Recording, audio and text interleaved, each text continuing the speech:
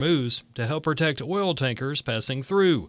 Fox's Brian Yennis has more. Ireland does not support President Trump's push for an armada of military ships to protect the Strait of Hormuz. Germany is one of those countries that is a flat-out no on providing military assets to protect the strait. Germany's defense minister adding, quote, "This is not our war. We did not start it." The European Union and its 27 member nations also saying this is not Europe's war. Yesterday, the EU rejected a plan to expand its existing naval mission that's protecting ships in the Red Sea to also protect Hormuz, while the UK and Germany have flat out said that the NATO alliance should not be involved either. President Trump has criticized countries that were not enthusiastically answering his demands, even though the president previously told the UK and other countries that the U.S. didn't need help in Iran.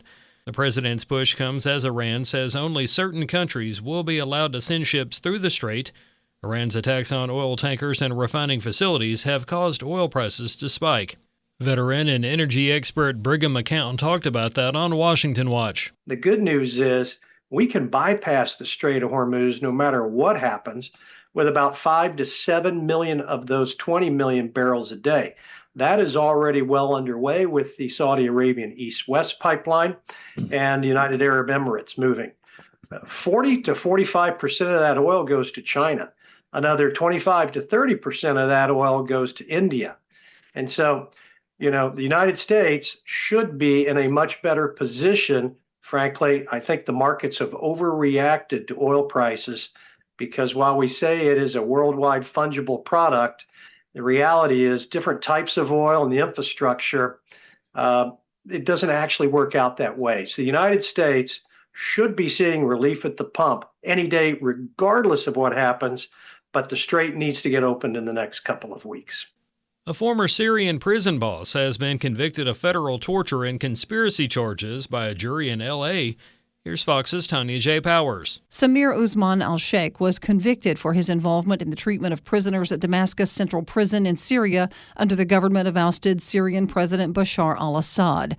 He was in charge of the prison from 2005 to 2008, and at his trial, prisoners testified that they were kept in tiny isolation cells, hung from the ceilings with handcuffs and beaten, and strapped to a device that broke their spines.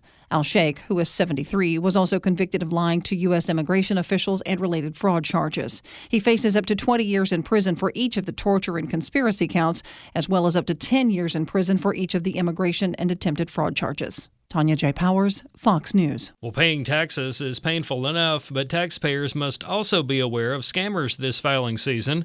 Fox's Kristen Goodwin has more on the Internal Revenue Service and its annual Dirty Dozen list of tax scams. The IRS warning taxpayers about misleading tax advice on social media, explaining viral tax hacks can push folks to file returns with false information or claim credits they don't qualify for. Also, ghost preparers who prepare a return but refuse to sign it and or refuse to include a preparer tax identification number, and identity theft involving IRS online account access, noting criminals may attempt to use stolen personal information to gain unauthorized access to a taxpayer's IRS online account, urging folks to create their account directly through irs.gov. The agency goes on to say never click links or open attachments in unexpected messages claiming to be from the IRS, and hang up any suspicious IRS-related calls.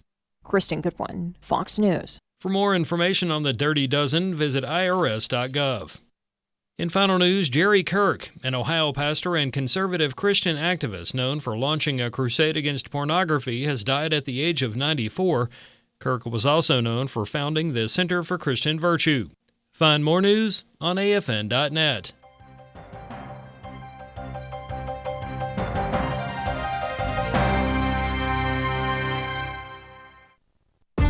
If we lose this cultural war, we're going to have a hedonistic, humanistic society. Discover the story of the culture warrior Don Wildman and how he went head-to-head with Hollywood, Playboy, the homosexual agenda, and the Disney empire. The movement Don started paved the way for Christians to boldly stand for truth and righteousness in a hostile culture. Watch Culture Warrior today for free. Visit culturewarrior.movie.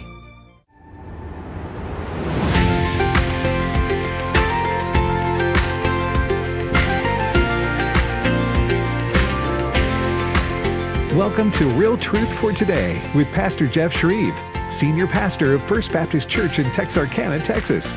Now, here's Pastor Jeff. Well, not quite, folks, but I'm glad to be with you. I am Bishop E.W. Jackson, sitting in for my good friend, Pastor Jeff. Great to be with you again today. And thank you all so much for your prayers, for your support, and for all that you do to make AFR possible. And indeed, the entire constellation of American Family Association organizations and ministries that go into helping us to save this country. So God bless all of you. Look, first of all, let me mention, please put it on your calendar, at least as a matter of prayer, if nothing else. Tuesday, May 12th, our Stand Awards dinner is going to happen at the Tyson's Corner Marriott in Virginia. We are going to be honoring Marjorie Dannenfelser, who is the head and president of the Susan B. Anthony list, one of the premier pro-life organizations in the country. We're going to be honoring Bishop Patrick L. Wooten of Raleigh, North Carolina, who is also a jurisdictional bishop for the Church of God in Christ. We're going to be honoring Richard Viguerie, one of the really founding members of the modern conservative movement, that really birthed under Ronald Reagan. Looking forward to it. He's 92 years old, by the way. And again, he was in that class of James Dobson and Jerry Falwell and Tim LaHaye and James Robinson. So it's going to really be a wonderful time. And last but certainly not least, we're giving a posthumous award to Charlie Kirk.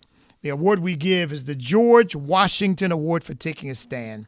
I don't think there's any higher honor you can be given than to be given an award named after the essential man, the indispensable man, the man I think who God used more than any single person to found this country. He led in winning the Revolutionary War, presided over the Constitutional Convention, became the first president of the United States. And there's just so much you can say about George Washington, but we're going to bestow upon them the George Washington Award for taking a stand. George Washington took a stand for our liberty, and even at the expense of his own life, his own well-being, left his wife, left his farm, and all the other things that he could have been doing, and put it all on the line for our liberty to establish this great nation. So we're honored to have an opportunity to honor these folks. That's what we're going to be doing at the Stand Awards dinner on May 12th. And this is our biggest event of the year. And anything you can do to support, go to standamerica.us. That's standamerica.us. Now, the first thing, though, I want to get into, having said that, is, President Trump has embarked on what I consider to be a long overdue action to bring Iran finally to heel. And for all the people who are criticizing him, even people like Rand Paul, I would say this: you can pay them now or you can pay them later. Folks, this was inevitable. I'm just glad that it's happening under a president that I trust. It could have happened under a Joe Biden or Barack Obama. And when I say could have happened, what I mean is there could have been an attack by Iran, for example, unleashing a nuclear weapon on Israel. What would we have done then? I shudder to think what we have done under a Barack Obama or Joe Biden presidency, other than sit around and twiddle our thumbs and draw red lines that mean nothing and watch the people of Israel burn. I don't think that's an overstatement. I really believe that we needed to take action and end this threat of terrorism and nuclear annihilation for Israel and a nuclear attack even on us, because make no mistake about it, they would do it. Because these people, look, they're psychotic, folks. They are psychotic. They believe in the coming of the 12th Imam. They believe that attacking Israel, creating a worldwide conflagration, a nuclear war, they believe that could lead to the rising of the 12th Imam, the Mahdi, who will rule the world under Islam and bring everybody to heel, make everybody a servant of this pagan false god Allah. And that's the way these Iranian mullahs think. I hope not most of the people think that way, of Iran think that way, but that's the way they think. And does anybody really think that there wasn't going to come a moment when they were going to precipitate an absolute world crisis? I mean, they're plotting to assassinate our leaders. They're plotting to kill people around the world. I mean, they were around the they were involved in the bombing of the USS Cole. They've been involved in the bombing of hotels where Americans have stayed. They were involved in the attack on the Marine Corps base. I think that was in Lebanon. But their little filthy hands have been behind pretty much every terror attack and plot. They were involved in 9/11. Now, I am grateful to God. I mean this, grateful to God that President Trump is dealing with this. I just pray that he can deal with it as expeditiously as he hopes to. But here's the thing that really angers me, that these so-called European allies, that this is not our war. Yeah, it's not your war until they put a nuclear bomb in your bonnet. I mean, what does it take? But, we shouldn't be surprised. And folks, become quite obvious, I'm not a Europhile.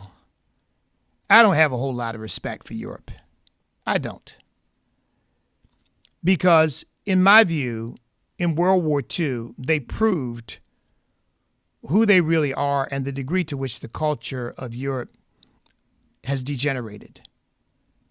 Because had it not been for Winston Churchill, Europe would have folded like a cheap suit. Even the British, most of them, their leaders, were trying to figure out a way to appease Hitler and figure out a way to surrender to Hitler and save as much face as they could. And Winston Churchill was the only one standing up saying, never surrender. Never, never, never surrender. We'll fight you on the seas. We'll fight you on the land. We'll fight you in the streets. And thank God that he stood up. But do you all remember this? What was the first thing that Barack Obama did when he moved into the White House? Certainly one of the first things, the first public thing we heard about. He got rid of the bust of Winston Churchill. Oh, he's a colonialist. I mean, you have to have BBs for brains to think that way.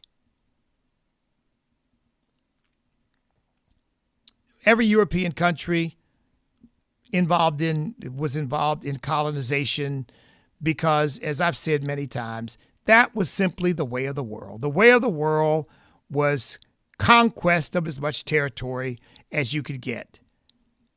That era is over, but that was simply the way of the world. They want to make it somehow the Europeans were particularly evil. They were just doing what people in that era did. Winston Churchill was a magnificent and courageous leader at a time when Great Britain desperately, in fact, the world desperately needed a voice like his. But think about this. Had there been no Winston Churchill, can you think of anybody else in Europe that you could say, yeah, well, thank God for that person? No. Because they were so busy with appeasement. And, I mean, Hitler took France in 6 weeks. 6 weeks. And they say France had enough munitions to blow Hitler's army into oblivion. But they didn't have the morale. They didn't have the heart. They didn't have the commitment to their own culture, their own way of life. Instead, they sang Neville Chamberlain's song, We can work with Hitler. Yeah, we don't mind being slaves. At least we'll be alive. So some of my friends, talk about saving Western civilization. I always say, well, really, you might as well just say saving America. Because if you're talking about Europe, Western civilization is gone. I wouldn't trust Europe to save a street corner, let alone Western civilization. Western civilization resides in the United States of America now. That's it. And if the Democrats get their way, it won't reside here, because they consider what I just said to be racist. In fact, some of my friends in politics have been accused, when they use Western civilization, that's code word for racism. It's like, you can't have a conversation with these people, because they're no longer rational. Yeah, you've heard me for a long time call this cult-like thinking, and that's what it is, cult-like thinking. Look, we got a situation in Fairfax, Virginia, where this illegal alien who has assaulted 9 girls in high school, I think he's 19, 20 years old, but in these sanctuary areas where they say any illegal alien who wants an education, the Supreme Court said they have a right to an education. I don't know why they have a right to anything here, but nevertheless, they will let them in. Without regard, I mean, you got 22-year-olds in high schools who are illegal aliens because they have a right to an education. Well, this kid's, he's a man. But he goes in and he assaults 9 girls, and apparently the assaults are too prurient for me to fully describe here. I just, it wouldn't be appropriate. But I think just saying that, you get what I mean. He wasn't just grabbing their arms. Now, he's in jail now because of these assault charges. But the school system has said when he is released, he is welcome to come back to school. You see what I mean about cult-like thinking? He is welcome to come back to school. What about the daughters of those girls? I mean, what about the daughters of those people who are sending their child to school to be safe, to be educated? Oh, well, they don't matter. They've also said they will, because we got a new governor now, Governor Spinberger, who has said that we will not cooperate with ICE and we will not honor any detainer. So basically, they're not willing to turn this guy over. He's running around assaulting American girls, sexually assaulting them in the nastiest, filthiest way you can imagine, in school. But they're not going to honor any ICE detainer. That wouldn't be right.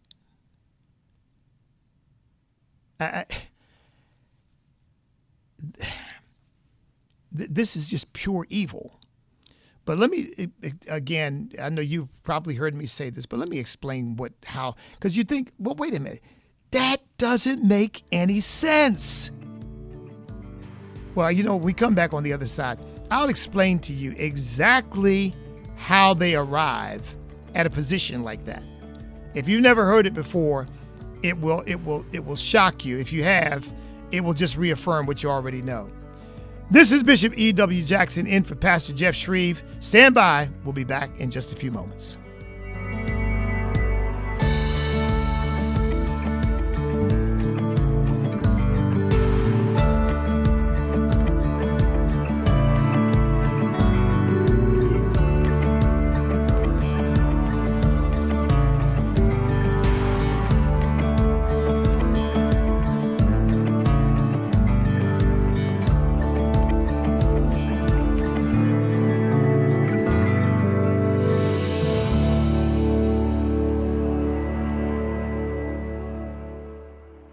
Maybe this is you too. There's enormous frustration right now with healthcare costs. It is amazing. Healthcare costs for families in the last 20 years have almost tripled. and it just keeps getting worse. All this to say, this is why MetaShare is so in demand right now. People are looking for alternatives, and MetaShare is proven. You can save thousands of dollars a year and actually like it more. Over 1 million Americans are now part of healthcare sharing, and MetaShare is the gold standard. It's trusted, it works. It's been helping people save money and have peace of mind now for 30 plus years. It's not some big impersonal thing either. It's a community of people like you helping each other. So yeah, if you're frustrated too, here's your chance to make a refreshing change. You'll notice the difference as soon as you call. They're easy to talk to. You can get a price within 2 minutes. Here is the number. Call 833-44-BIBLE. That's 833-44-BIBLE. 833-44-BIBLE. Exploring Missions with Pastors Bert and Nathan Harper. When I became a Christian believer, I felt that God was calling me to go to North India as a witness. We focus on the most vulnerable in the metro Atlanta area. Operation Care International is started in Dallas, and now we have partnered with 52 countries. Exploring Missions explores missions. Find it on the podcast page at afr.net. The Middle East, that's one part of the world we need to pay attention to, especially the country of Israel. Each week, I'll help you make sense of what's happening in that region through a biblical lens. I'll bring you important information about security threats, archaeological discoveries, biblical prophecy, ministries happening on the ground, and much more. I'm John Riley. Join me for the Middle East Report Special Edition every Saturday at 6:30 p.m. Central on American Family Radio as I connect you to the people, places, and geography of what we read in God's Word. This is Abraham Hamilton III with AFR, and we're sending Bibles. Here's Michael with Bible League International. Say, let me tell you about Bolani, a woman who's known joy and agony in following Jesus. This 36-year-old mother of three in Ethiopia was raised a Sunni Muslim, denied an education as a child, and forced as a teenager to marry an older man who didn't love her. Bolani accepted the invitation of a friend to attend a Bible study from Bible League and accepted Jesus as Lord and Savior. Her radicalized husband began beating her, and many in her own community have shunned her now that she follows Jesus. But Bolani longs to find strength in her own Bible from scriptures like 2 Corinthians 4, persecuted but not abandoned, struck down but not destroyed. Will you send God's word to waiting believers like Bolani? Easter is coming, and in March we want to bless 4,000 Bible list believers at $5 a Bible. $100 sends 20, every gift matched. Abraham? You can give by calling 800-YES-WORD, 800-YES-WORD, or visit sendbiblesnow.org. That's sendbiblesnow.org. This is Real Truth for Today. Podcasts of the program are available on the podcast page at afr.net. Now, back to Pastor Jeff Schreve. Well, again, not just Schreve, but glad to be sitting in for my good friend. This is E.W. Jackson. Great to be with you today. By the way, before I get into my explanation for why these people behave the way they do, why they think the way they do, I had a question asked yesterday about the Johnson Amendment. And my answer was partially right, but it was incomplete. The Johnson Amendment, as we know it, is actually in the IRS code, which makes it legislative, passed in 1954. But the enforcement is regulatory. And that's where the interpretation of what it actually means comes in. And so when we think of the Johnson Amendment, I think we're thinking primarily of the regulatory aspect of it. I wish they would just take the thing out of the code altogether. But what President Trump has done is try to tweak the regulations so as to protect our First Amendment rights and not have the IRS telling us what we can and cannot say. The rule about using resources to support candidates by a nonprofit are still in effect. And to the extent that that's part of the Johnson Amendment, that's real and has to be adhered to, because here's what the government will say. Well, we're not taxing you, and therefore you don't have a right to take the benefit we're giving you and use it for political purposes of influence. That's kind of the quid pro quo. You don't pay any taxes, you church, you nonprofit, don't pay any taxes, but you don't get to use the money that you save because we don't charge you taxes. You don't get to use that money to advance political purposes. Now, I think there's a First Amendment argument there as well, but I'll tell you what, I do want to keep the IRS out of my business. So I hope that that's a little bit more complete answer.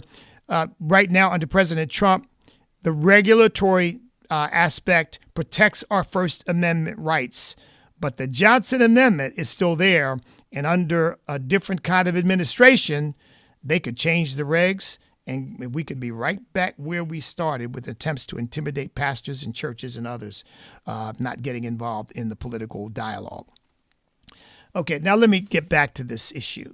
Okay, so it doesn't make sense to take a guy who's assaulted 9 girls and to say, we're going to put him back in school. We're not going to honor ICE detainer, because, we don't like ICE and whatever.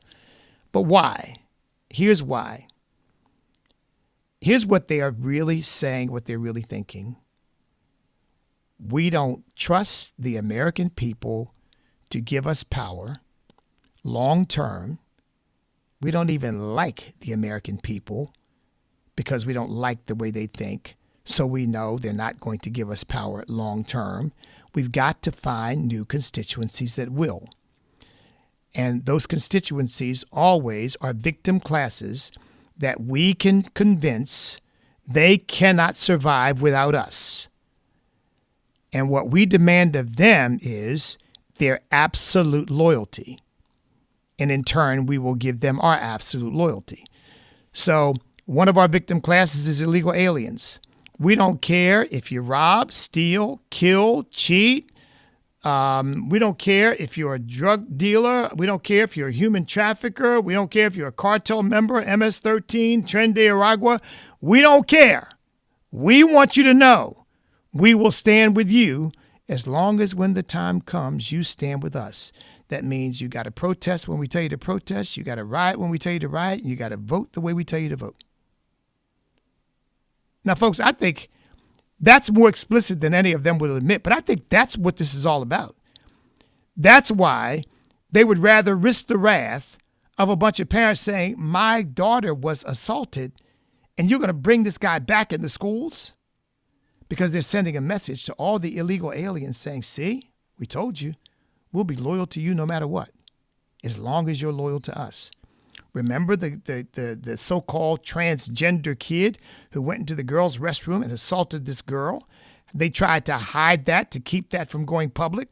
The father of the child shows up to complain at the school board meeting and they kick him out. They put the kid in another school. He assaults another girl. Now, no, we're not crazy, okay? We're not the crazy ones. They are.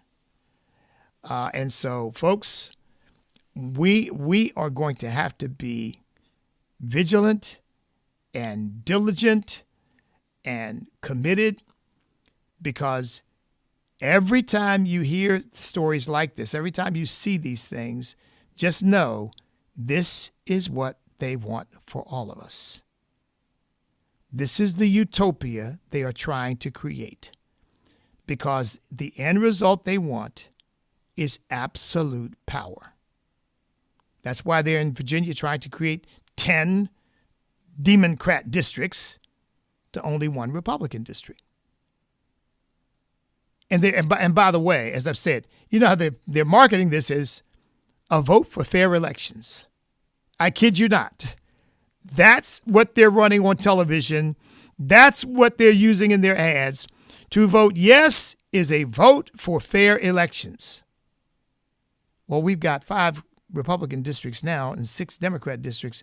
They want to make it 10-1, and that's what they call a fair election.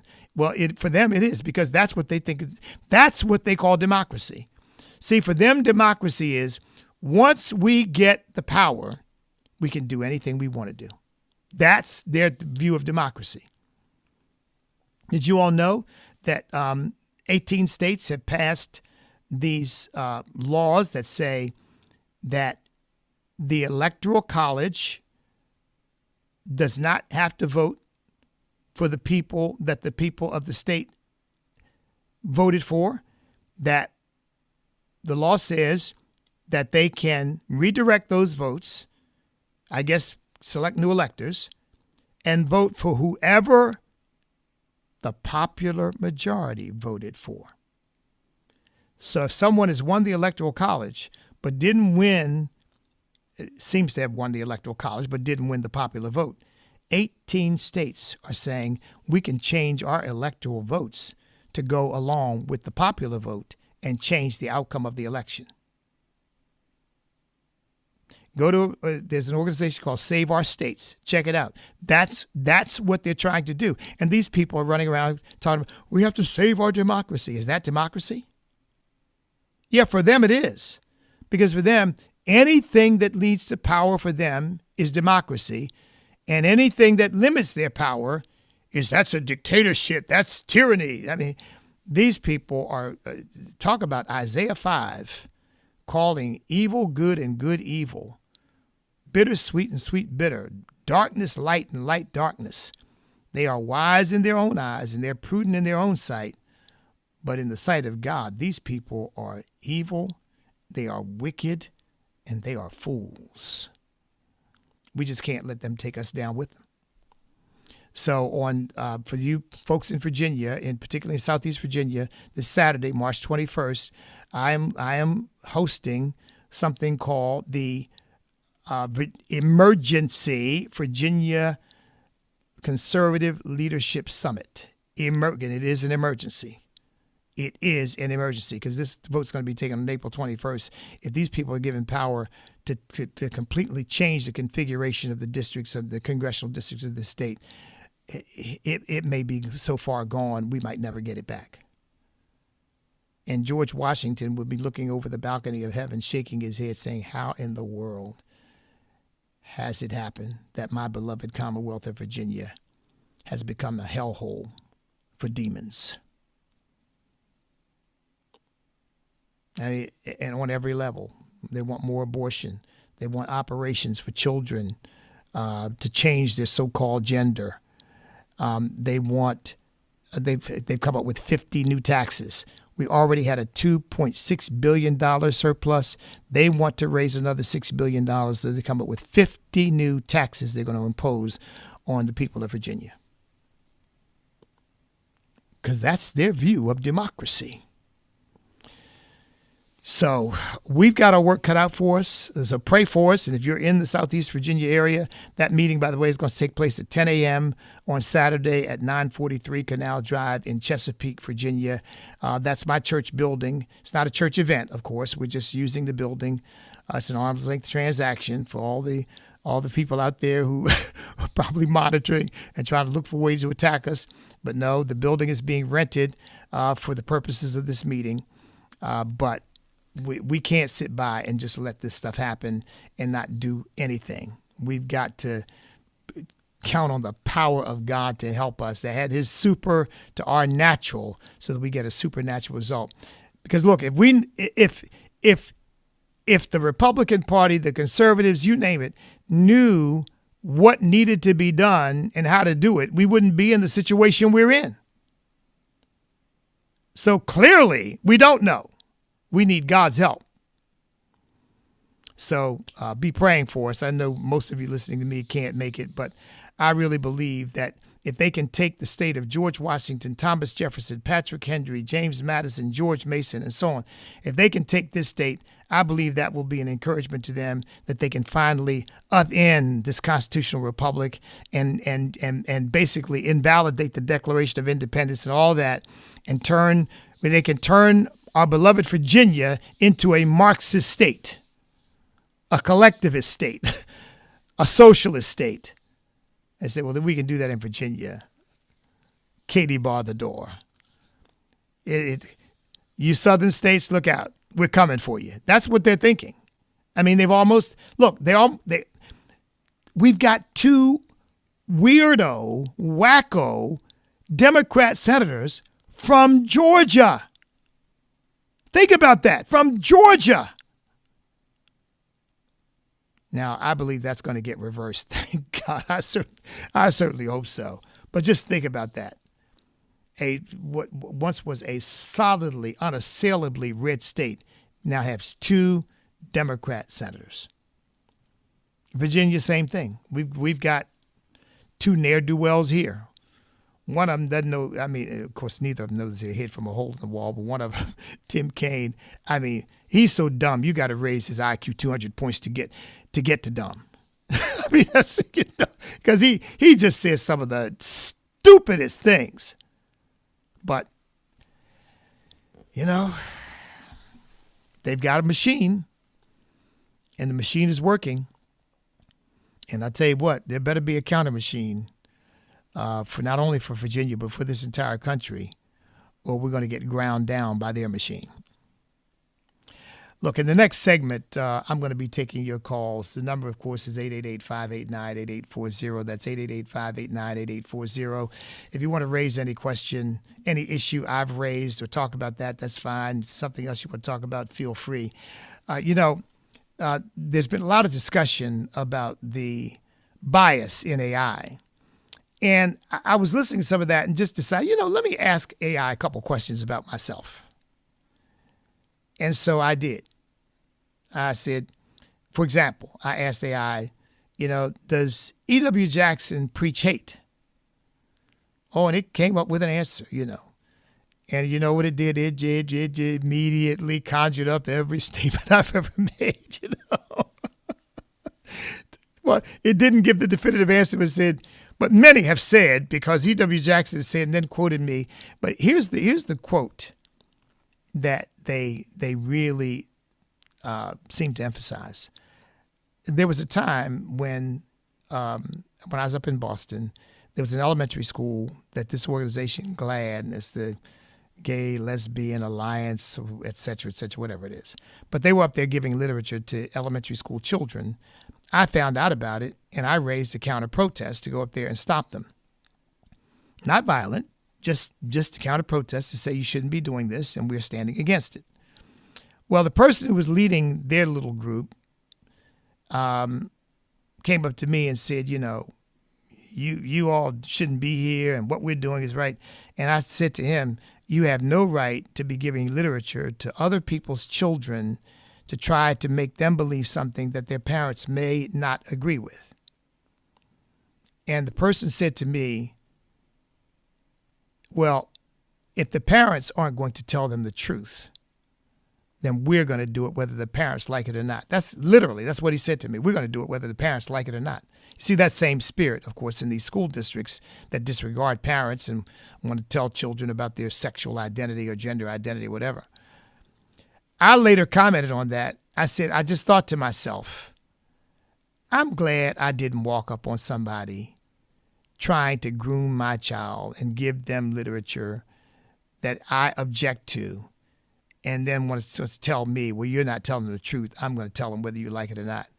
I said, because it would take the grace of God for me not to beat that person into the dust.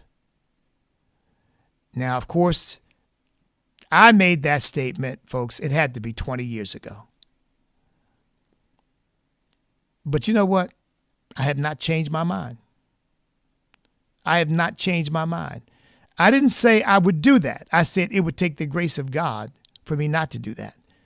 Because you're going to take my child and give my child something that I find absolutely filthy, nasty, abhorrent. Because here's what they were giving these elementary school children. Is a little pamphlet. It had 2 men on one kissing and 2 women on another one kissing. And then inside says, something about, and the caption was, just do it. And it was explaining how so many people are so much happier when they're gay and blah, blah, blah, blah, blah, blah. And you're going to tell me that if I object to that, you're going to do it whether I like it or not? We're going to have a problem. So I have not changed. I'm a little older, but I haven't changed. E.W. Jackson in for Pastor Jeff Schreve. Stand by. Back in a moment to take your calls.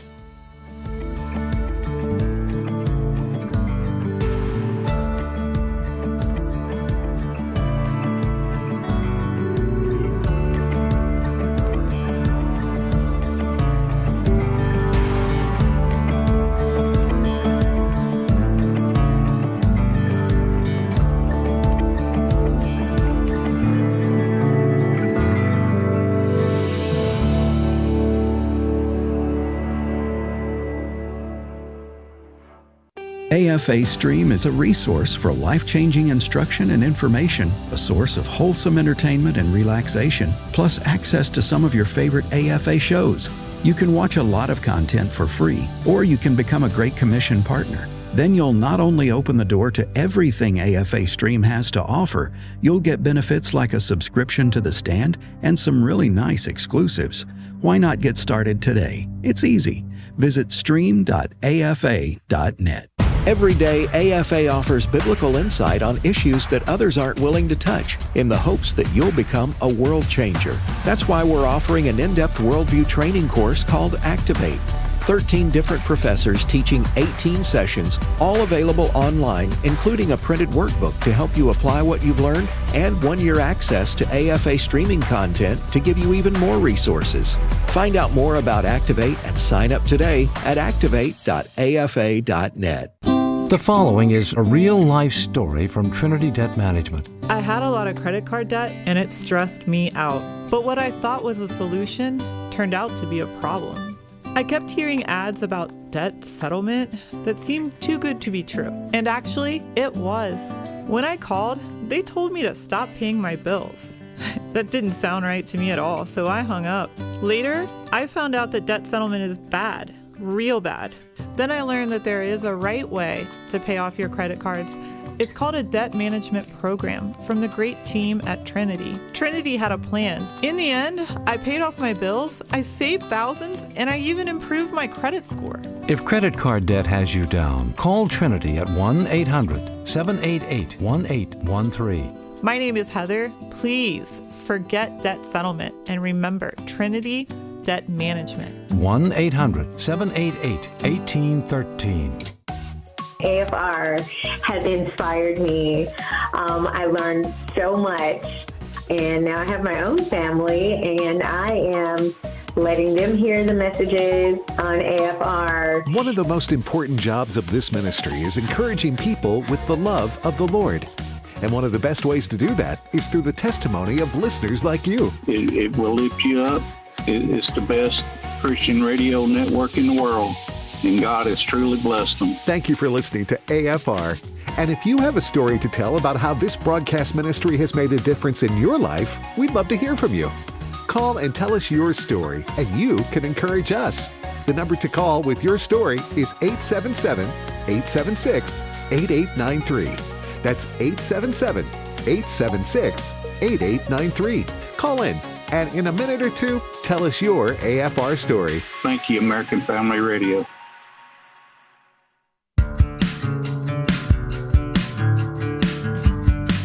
If you'd like to contact Pastor Jeff, email pastorjeff@fromhisheart.org.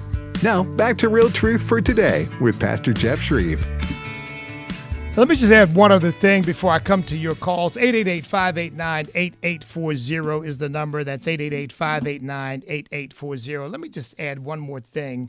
You know, Chuck Schumer has called the Save America Act one of the worst pieces of legislation in the history of our country. Yeah. An act that requires people to show an ID and to prove citizenship in order to vote. Now, look, you all heard Mamdani was looking for snow shovelers, and you had to show 2 forms of ID to be hired as a snow shoveler in New York. So you need 2 forms of ID to shovel snow, but you don't need an ID to vote. Here's what's so stupid about that. Did you know that only 12 states in our country do not require any proof of identification in order to vote? Only 12. 38 states require ID. Now, some of those states allow you to waive that if you say, well, I don't have an ID, then you have to sign an affidavit under pains and penalties of perjury that you are who you say you are, for whatever that's worth. But you first have to show, you first ask for an ID. And then if you don't have one, you can't produce one. Then you have to sign a statement under pains and penalties of perjury. 38 states require ID, so only 12 don't. How in the world is this the worst thing that could ever happen when it is in complete keeping with the way over 2/3 of the states in our country operate? I mean, that doesn't make any sense. 888-589-8840 is the number. By the way, any topic you want to bring up is cannon fodder, perfectly good for the discussion, so feel free. Let's get to the phones. We've got Kathy in Oklahoma. Kathy, welcome. Hi, thanks for taking my call. I just know that you were a former Marine, and my dad served in the Marines almost 30 years, and we were stationed at Camp Lejeune. Are you familiar with the toxic water situation at Camp Lejeune? Yes, ma'am. In fact, I was stationed at Camp Lejeune myself, so yes, I'm familiar with it. Okay. Well, the DOJ, all these cases, Biden signed it into law where we could, go after the government for compensation. And, of course, everybody in the United States thinks we're getting compensation. But we were there. My family was there almost 5 years. Oh. My mom had 3 babies there. I had a sister that was born at 6 months, and she was born and she died at 6 months. And then my brother and I was born a year apart. And the doctors never could figure out why. They told my mom when we were little that we would be totally blind, my brother and I. They'd never seen a situation like our situation, that we'd be totally blind by the age of 10. So what's happening? What's happening now, Kathy? What's that? Okay, well, sorry to hear that. But what's okay? The DOJ is trying to say that the water wasn't poison. They're trying to go against the ATSDRs. Oh. There was a big news thing on Fox News just last week that they were settling a bunch of cases. Well, they're settling 9 diseases. The Department of Navy has offered elective options for only 9 diseases, very low ball figures, and they act like they have settled like millions of claims, and in fact, they probably only settled about 600 total claims. Kathy, thank you so much for the call. Look, this is sad. Now, I really believe that President Trump always wants to do what's right for our service people. I think there is a culture in the military and in our government in general to resist these kinds of claims. Remember, after the Gulf War syndrome was denied, and finally they accepted it. That always seems to be the case. So, Kathy, thank you for the call. Look, we just pray that our service people get treated well. I was only at Camp Lejeune for about 3 months, there for advanced infantry training. I know that I'm not eligible, nor was I seeking any kind of compensation for any injury because I didn't suffer any. But our hearts certainly go out to those who did. Let's go to Lynn in Arkansas. Lynn, welcome. Thank you. Yeah, this is short but sweet. Well, actually not sweet. But anyway, yesterday on Disciples View, he was talking about, which is on this station, people can listen to the podcast, talking about the left is now going to try to take over sheriffs. Well, it would not surprise me. It kind of sounded like what they did with DAs. They didn't mention like George Soros or anything like that, but you know how it goes. Well, Lynn, thank you for the call. It doesn't surprise me. Look, anywhere they see what they consider to be a potential target, just like Georgia, I've shared this with you all, 14 years before this vote that was taken in, 2020? 14 years before that vote, they were talking to, they meaning billionaire, high-tech, big-tech people, were talking to Stacey Abrams about how much money she needed in order to take over Georgia. So anytime they see a target that they think they can do something with, they're after it. Well, sheriffs are really a kind of last line of defense. And so, again, we've all got to be vigilant in making sure that we elect sheriffs who really do adhere to the Constitution rather than following the leftist playbook. Let's go to Greg in Mississippi. Greg, welcome. Bishop Jackson, it's such an honor to talk to you again. I caught you with Richard Harrison on the Truth and Liberty. Just great job. You're always inspired me. Yes, Thank you, Greg. A couple things. Yes, sir. Couple things. I hope people, sometimes I'll get the cart before the horse, but it's just the Lord. I know you brought this name up, but Barack Hussein Abomination, this guy is a Muslim. I hope that's not, I'm coming out of left field or right field on anybody, but I've seen the ceremony with his towel on his head and everything. This guy is a straight Muslim. And I found some paperwork a while back that he done in 2009 when he went to Benjamin Netanyahu in June before we celebrated July the 4th and tried to infiltrate 750,000 Muslims into Israel. October the 9th of that same year, he's over there to the Muslim Brotherhood and has the Syrian president killed that was kind of keeping the peace between the Muslims and the Christians. So he's just doing what a good Muslim do.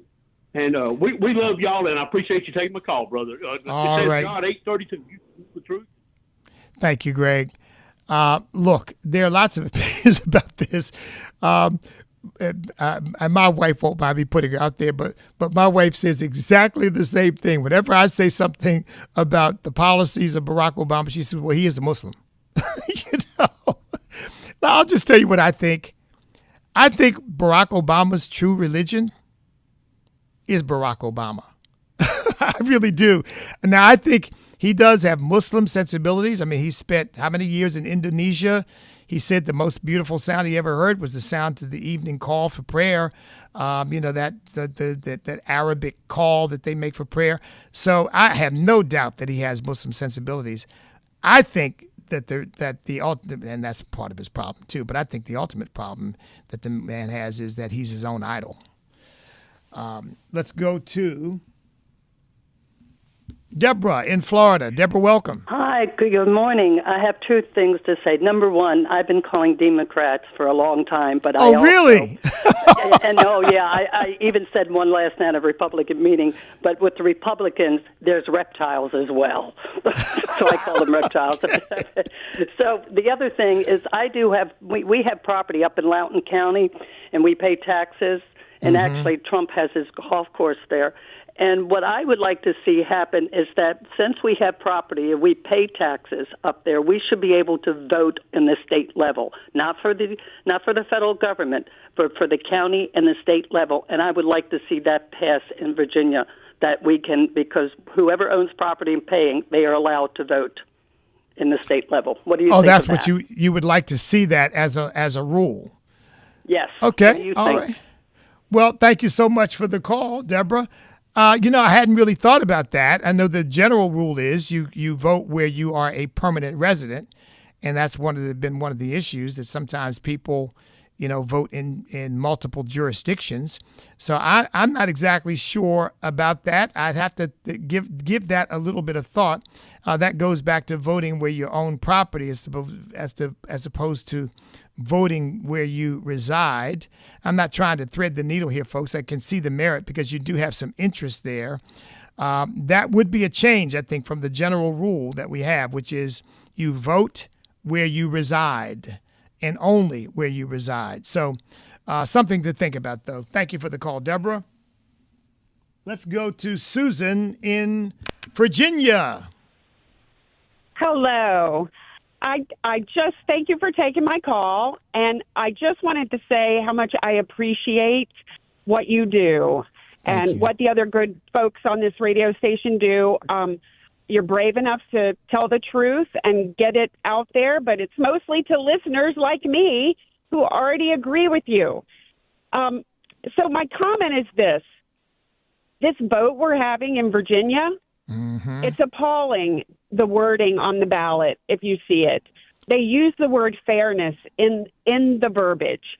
I mean, I hope that people aren't just walking in who don't know what it's about, but it's possible. And any vote like that will go to something that sounds better and fair. So my question for you is, how do we become a machine like they are? How do we get the word out as they seem to be able to do? That are we too afraid, timid? I don't know. I mean, wow. I feel like I don't know how to unite the kinder, gentler, quieter group of people. Like I think about your meeting coming up the end of this month. I would almost be afraid to go, which is really a sad commentary on what has happened. Well, Susan, I don't know whether you live in the Southeast area, but we're planning to do this in several places in Virginia. But if you do live in the Southeast area, don't be afraid to come. Thank you for the call. We're going to have security there, obviously. I don't expect any kind of protests or issues like that, but one never knows. Let me say this. You have asked a profound question. See, because I'm convinced that because the Democrat Party still has the spirit of slavery in it, it is more inclined toward machine politics, because machine politics is not about policies or merit. It is about controlling people. And Republicans, because we believe in individual liberty, we're not interested in controlling people. We're interested in persuading people, certainly, but not controlling people. We've got to find a happy balance there where we get better organized. So let me tell you that this meeting, I'm going to say, and it's not, I'm not letting the cat out of the bag, but I'll expound on these things, which I don't have time to do here. But I'm going to say at this meeting, we've got to have a fundraising strategy. We've got to have a grassroots mobilization strategy, and we've got to have a messaging strategy. We need all three of those in operation, because you better believe the Democrats have it. I didn't know that I'd stolen that, but I'm happy to share it. So we've got to create something a lot more effective than when we've got, because I'm told, and again, if anybody's listening from from the southwest part of Virginia, by all means, tell me I'm wrong, but I'm told that the turnout was terrible there. Christians didn't turn out in the numbers we needed to turn out. Trump voters didn't turn out the numbers we needed to turn out. Second Amendment people didn't turn out in the numbers we need to turn out. I mean, what in the world is going on? Well, part of it is, you know, as much as we'd like to think people would be self-motivated, people need leadership. And frankly, in my view, there really wasn't any being provided. There really wasn't. And so that's why I'm hosting this summit, because somebody's got to step up and say, hey, folks, we've got to do something here. So you all pray for me, because I've got more than enough to do. I'm at a stage in life where I'm interested in trying to spur and encourage others to lead, not trying to lead everything myself. But since I saw nothing happening, I said, well, something's got to be done. We got to come together. So, yeah, Jen Kiggins is going to be there, and Nelson Velez is going to be there. He's one of the top Tea Party leaders in Virginia. We got Family Foundation. Mike Morisi from Family Foundation is going to be there, and a number of other leaders are going to be there. And we're going to have a panel discussion in which we're going to take questions from the audience to see what other people are thinking. We've got to have, again, a full strategy. And, folks, by the way, this is good for the entire nation. And you know what? We got enough millionaires and billionaires and gazillionaires out there that we could do it. It's just a question of having the will to do it. We're going to either find that will and do it, or we're going to lose our country, one or the other. But on my watch, we're not losing America. God bless each and every one of you. Stand up, step up, speak up, refuse to back up, because we cannot be defeated if we will not quit, because we are on God's side.